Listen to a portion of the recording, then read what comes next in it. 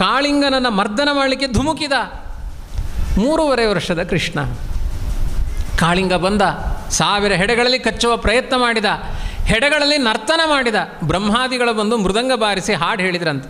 ಅನೀನದತ್ ಪದ್ಮ ಭವೋ ಮೃದಂಗಂ ಜಗೌ ಹನುಮಾನ್ ಜಗತಾಮಧೀಶಂ ಅದರ್ಶಯತ್ತಾಲಗತಿ ಕಪರ್ದಿ ನನರ್ಥ ಗೋಪಾಲಕ ಬಾಲಮೌಲಿಹಿ.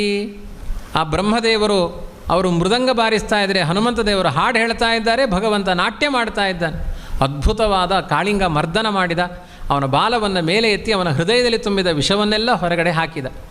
ಕಾಳಿಂಗನನ್ನು ಮರ್ದನ ಮಾಡಿದ ಮೇಲೆ ಅವನ ನಾಗಪತ್ನಿಯರೆಲ್ಲ ಸಂಹಾರ ಮಾಡಲಿಲ್ಲ. ಹೆಡೆ ಇರುವ ಹಾವುಗಳನ್ನು ಸಂಹಾರ ಮಾಡಬಾರದು, ಕೃಷ್ಣ ಮಾಡಲಿಲ್ಲ. ಅವನಿಗೆ ಒಂದು ಶಿಕ್ಷೆ ಕೊಟ್ಟ. ನಾಗಪತ್ನಿಯರೆಲ್ಲ ಬಂದು ಪ್ರಾರ್ಥನೆ ಮಾಡಿದರು.